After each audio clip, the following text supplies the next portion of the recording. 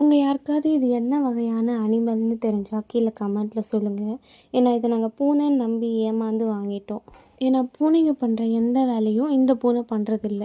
இதை நீங்கள் பின்னாடி இருந்து பார்த்தீங்கன்னா பெருச்சாளி மாதிரியும் இருக்கும். அதே மாதிரி இது பண்ணுற சேட்டை தாங்க முடியாது. நாங்கள் நினச்சோம் பூனைனா சாஃப்டாக இருக்கும், சாப்பிடும், தூங்கும், இந்த வேலை மட்டும்தான் பண்ணணும்னு நினச்சோம். ஆனால் நாங்கள் வாங்கின பூனை அந்த மாதிரி எதையுமே பண்ணுறது கிடையாது.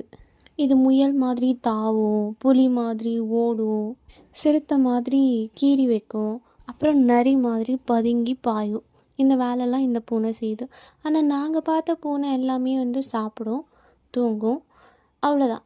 இந்த பூனை மட்டும் வித்தியாசமாக எல்லாமே பண்ணுது. அதனால தான் எங்களுக்கு இது பூனையான்ற டவுட்டு வந்துருச்சு. சில சமயம் இந்த மாதிரி விட்டதை பார்த்துட்டு சும்மாவே உட்காந்துருக்கோம். இது எங்கள் வீட்டுக்கு கிட்டத்தட்ட ஒரு 3 மாதத்துக்கிட்ட ஆக போகுது. ஆனால் இன்ன வரைக்கும் இது கேர்ளா பாயான்னு கூட எங்களால் கண்டுபிடிக்க முடியல. ஏன் டாக்டருக்கே கூட தெரியல இது கேர்ளா பாயான்னு. இன்னும் வெயிட் பண்ணுங்கன்னு சொல்லிட்டாங்க. உங்கள் யாருக்காவது இது கேர்ளா பாயான்னு தெரிஞ்சால் கமெண்ட்டில் சொல்லுங்கள். அண்ட் இது பூனையானும் கன்ஃபார்ம் பண்ணிவிட்டு போயிடுங்க. அப்புறம் இது அடிக்கடி காணாமல் போயிடும்.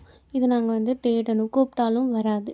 ஸோ இது எங்கே இருக்கும்னா சோஃபா கடியில் போய் ஒழிஞ்சிட்டு அந்த தூசியிலேயே தான் இருக்கும். அப்படி இல்லைனா என்னோடய ஹேண்ட்பேக் ஒன்று இருக்குது, அதுக்குள்ளே போய் உட்காந்துப்பாங்க.